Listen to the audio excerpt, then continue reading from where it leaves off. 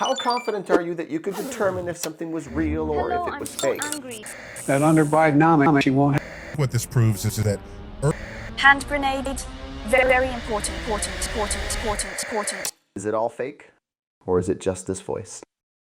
I mean, the future of AI is exciting and all, but it also poses some of the greatest risks to society as a whole and to us as individuals. So how could AI be used against us? What are the actual risks that we face? And what can we do, if anything, to protect ourselves from it? Well, we're going to talk about that in this video. And I'm even going to give you a chance by showing you a few videos to see if you can determine for yourself which videos are real and which videos are fake. Now, I did a lot of research for this video, and in my quest for research, it eventually led me to a discussion, a video call, with a former Dreamworks employee who's worked on things like Kung Fu Panda, Trolls, How to Train Your Dragon, and dozens of other videos that you would most likely know. And now he's working in AI. And some of the shit that he says should scare you. What worries me is countries like China, where they don't have those kinds of regulations. Watch until the end. There are stories in this video that should blow your mind. It's funny, all the stuff that they used to have in sci-fi movies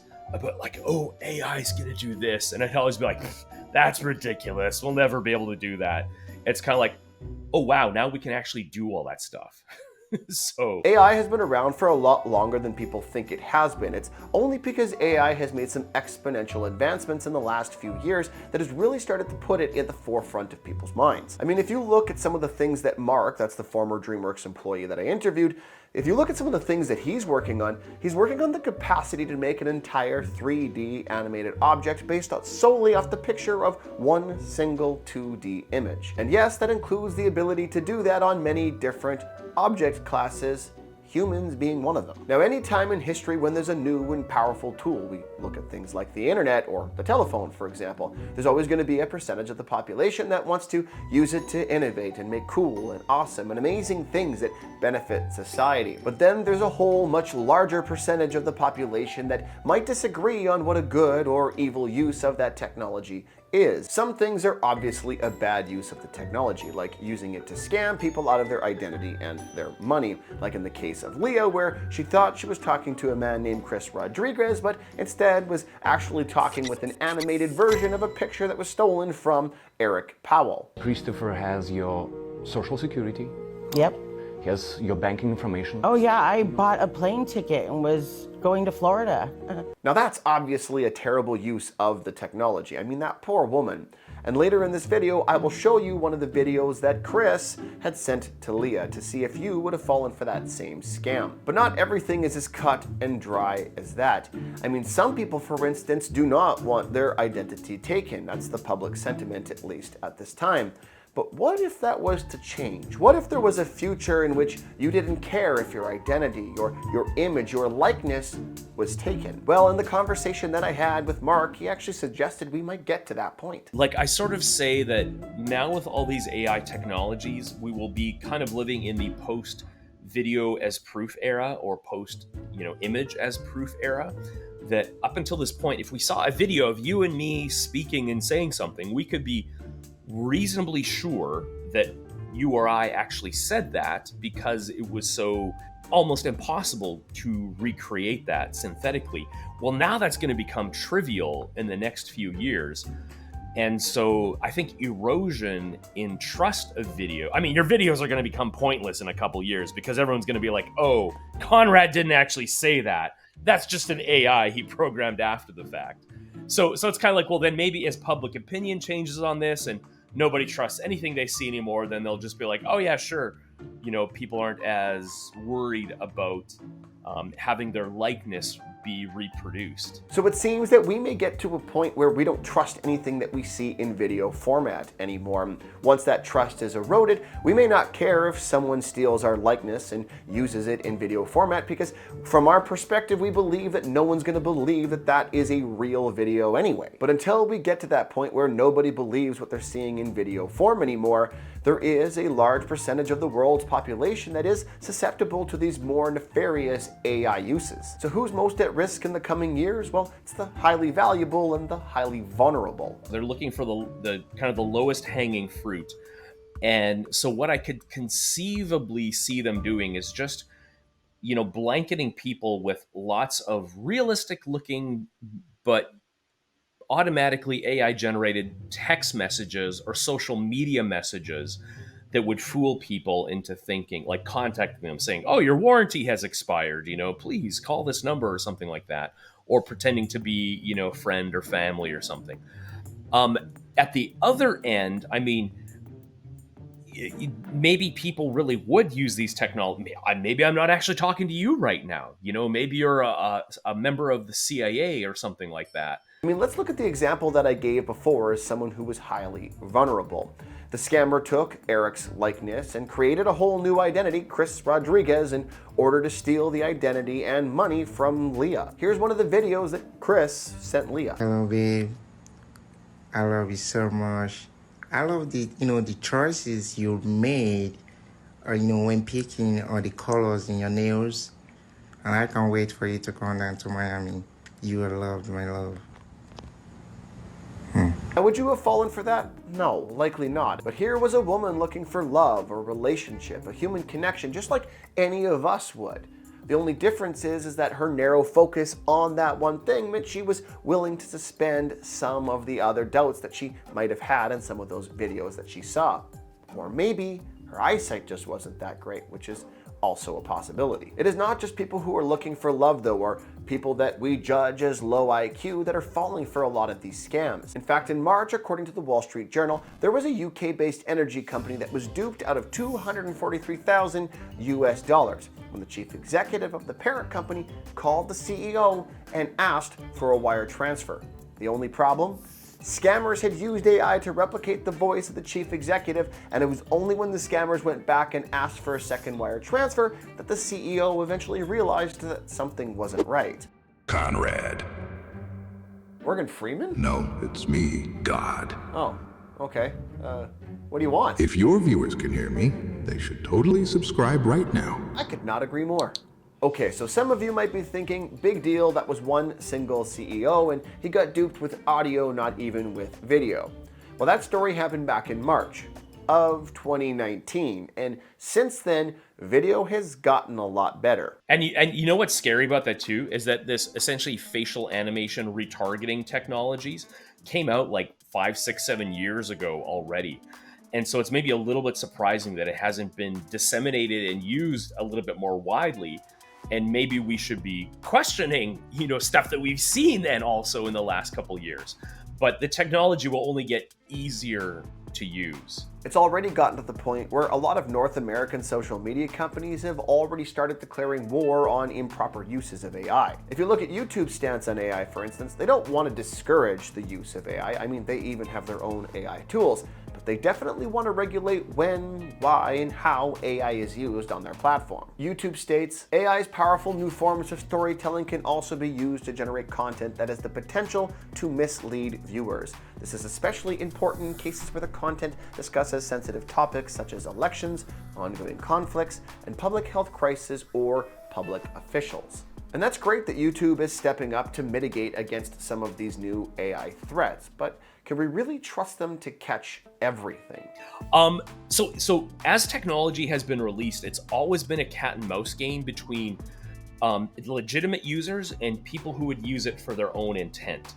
And you have a whole spectrum of just naive blanket spamming to something like China's 50-cent army, where people were paid 50 cents for every post they posted in praise of the Communist Party of China.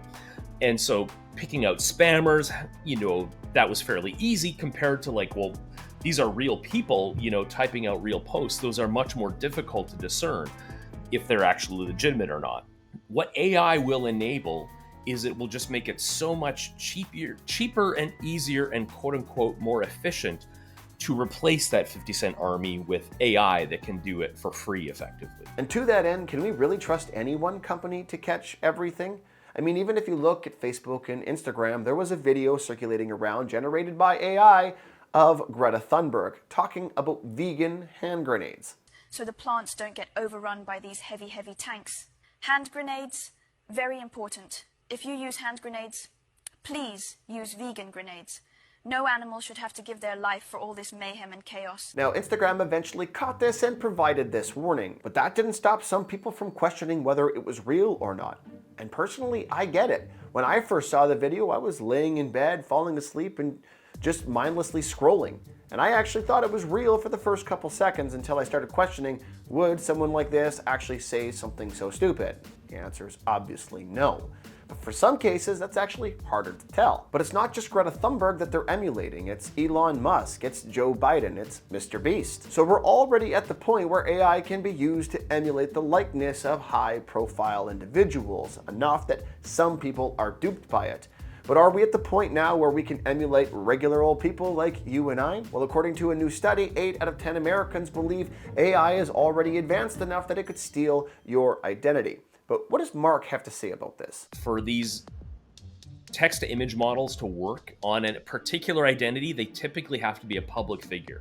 So that means that there has to be enough training data, i.e. images of them existing on the internet. It's harder for an individual if you just took some random person such as yourself, but not impossible.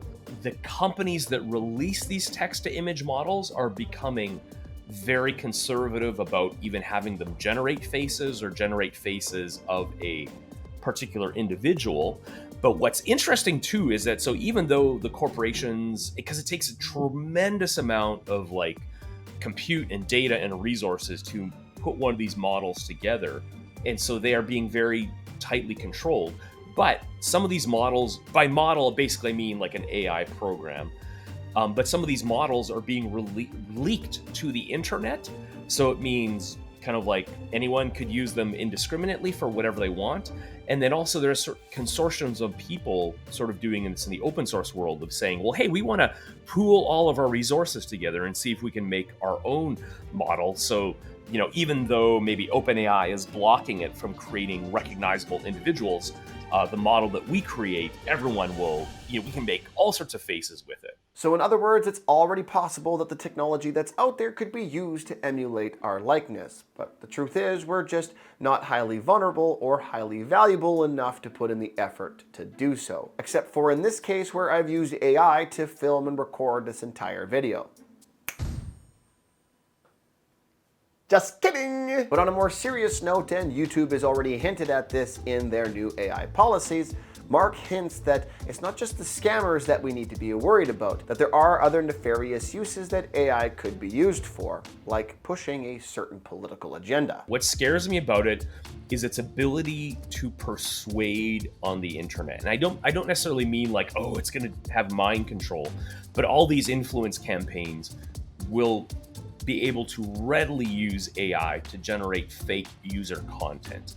That is probably, I think, one of my biggest concerns. And that's a legitimate concern. I mean, mainstream media gets things wrong all the time, because it's not always about being accurate, it's about being right so that they can get the eyeballs. And in order to do that, they have to beat the tweets. And this means, as far as I've observed, that they're vetting their sources with a whole lot less diligence than they used to, or calling it an opinion piece so that they don't have to at all. And that has some really big implications and consequences for our society. But it's not the only concern either.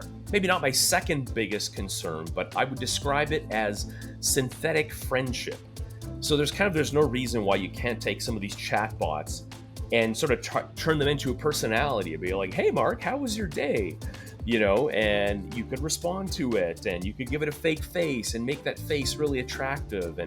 And so, I mean, there's lots of research that still needs to happen in terms of giving these, kind of chatbots a longer term memory. So it could, ask you like, oh, how did that big proposal go for you today? I do think it will, substitute for regular friendship potentially in an unhealthy way. So I think that's like another potential, maybe concerning thing about AI. Seems maybe a little bit ridiculous, right? That someone might turn to AI for companionship and friendship.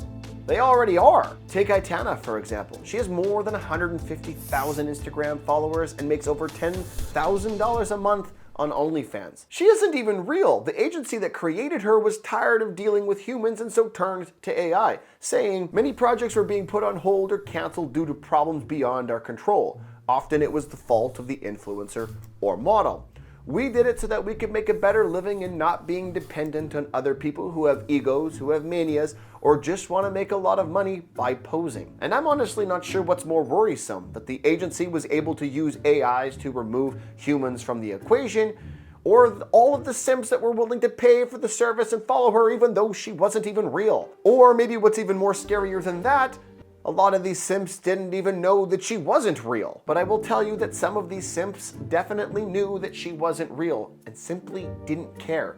Because there's OnlyFans models out there already that are entirely AI generated. There are services that you can pay for that will do whatever you tell them, and they can look however you want.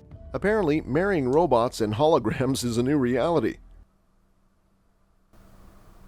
I mean, I'm shocked, but not totally surprised by that. But if you're sitting on that much cash that you can afford services like that, why don't you send some of that over my way to a real person? This guy. Now, whether you're for AI, against AI, or somewhere in the middle, you've likely participated in helping AI get better. Do you remember CAPTCHA, where you'd put in certain letters or identify certain objects on a screen to prove that you are indeed human? Well, what they were using that service for was, yes, to prove that you were not AI to log into their services, but they were also simultaneously using it to build AI's capacity. In the early years, CAPTCHA would show you just a bunch of jumbled letters, and so you'd go in and you'd type in those jumbled letters and then hit submit. And of course, it would show you a second prompt asking for more letters. You internally would think that maybe you had entered in something incorrectly, and so you would enter in that next set of letters and proceed to log into your service. What you may or may not have known, though, is that CAPTCHA was using that first prompt to truly test if you were AI or not, showing you a value of a result that they already knew the answer to and comparing your answer to that one. Once they were sure that you were a human, they would show you a second prompt, one that they did not know the answer for. From there, they would collect thousands of inputs from people just like you and identify your input to match to the letters on the screen. And that is how they digitized thousands of books, using your individual keystrokes. All they had done was take pictures of pages for thousands of books, chopped them up into tiny little pieces, and got you to input the value that you saw on the screen. Nowadays, though, we don't really see a lot of text-based inputs. What do we see instead? Identify traffic lights, identify pedestrians, identify vehicles, bicycles, and other objects in the road. Why? Because they're currently using it to train the new AI models for self-driving cars. I find that interesting and fascinating as hell. And if you didn't know that CAPTCHA was doing that, then I guess at least on some level, AI has already duped you. Here we go again. Traffic lights. Boom, boom, boom. Do you count that as a traffic light? I fucking would. Let's do it. No! More traffic lights! This one! This one! This one! And that little fucker hiding back there in the distance got your fucking ass. Tell me I'm wrong! But knowing all of these things, and I'm going to test you with some videos in a second, what can we do to protect ourselves from this new AI threat? Well, here's 5 things that you can do. Number 1, think more critically about the source. I mean, does Mr. Beast really want to give you $10,000? The government of Canada wants to block me. Now you see the advertisement I'm running to tell you something important. My Merry Leprechaun app is about to be blocked because the government is against you easily earning up to $5,000 a day by... Number 2, pay for your media so that you know you're getting accurate reporting. Pay for your media. Find a few really good sources that aren't entirely ad driven or first responder driven. Find ones that are, known for good, accurate reporting, and shell out the money for them, because you will get a much better, more accurate opinion from them. Number 3, reach out directly to the source, especially if it's something important like a conversation with your bank. Honestly, if more people would just do that, more than 70% of the scams that are currently in effect wouldn't be possible. What can we do? We basically just have to educate ourselves and become smarter, and learn to do things that will protect ourselves, such as if it's my bank reaching out to me asking for my account number or something, well, don't respond to the link in that text or the number they tell you to call. Go to your that service directly and contact and reach back out to them. Like, that's one of the key things you can do to protect yourself, in a lot of these situations. Like, watch out for people who have approached you, them initiating contact. Number 4, check your credit report twice a year. That way you can check for things that should and should not be on there. And check your credit card statements weekly. That way, not only are you more proactive on the financial threat side of the AI equation, but you can also be more reactive in the event that there is some kind of false charge that occurs, potentially limiting and significantly reducing the effect on you. And number 5, don't pay for or use AI tools that can promise to protect you from AI. I asked Mark about this, why we couldn't just use AI to combat AI, and this is what he said. Yeah, if you make a better AI detector, you're just going to make a better fake AI generator, is really what it will come down to. Okay, and now the moment that some of you have been waiting for. I'm going to show you a few videos and we're going to see for yourself if you can gauge which ones are real and which ones are fake. We're going to start easy and get harder. Here's a good question. Now, what if 1 billion kilograms of Earth disappeared every second? How long would it take for the Earth to just disappear? Now that was only the first part of the clip, but it should be enough for you to gauge whether that was real or fake. And the answer is, that clip was fake. Now, you may or may not have gotten it, but some people in the comments definitely didn't. People like Mona Rosario, for instance, went so far as to put a comment in the comment section to correct AI Neil Tyson's math. And worse yet, they weren't even right on their math correction. Other people were baffled how this was even confusing people, saying that these AI videos don't look super real to me. I'm surprised people are even fooled. With others saying, honestly, I wasn't focused on his face until you said it. That's when it was obvious. But in all of these cases, neither of them clearly watched to the end of the video, because here's the end. What this proves is that Earth is absolutely ginormous, but it is still not as big as Yo Mama. It's a freaking Yo Mama joke. It wasn't even about math or science. It was making a Yo Mama joke using Neil deGrasse Tyson. Okay, number 2. That under Bidenomics, she won't have to leave home now to get a good job. I don't know how many times I've heard and out on the road people saying, my kid came up to me and said he wanted to live in my basement and play Xbox all day. Well, under Bidenomics, we made that happen. I know all about staying in the basement. I ran a whole campaign from my basement. Here's why this one might have been a little bit tougher. Joe Biden says some truly crazy and incoherent shit. But in this case, the video was fake and he actually wasn't running his campaign out of his basement. Number 3. We have recently switched to drinking water bottles out of water out of when we have water bottles out of a Today, Junior! If you're familiar with that clip or you're a fantastic AI sleuth, then you've already determined that that clip is real. Now here is one final video.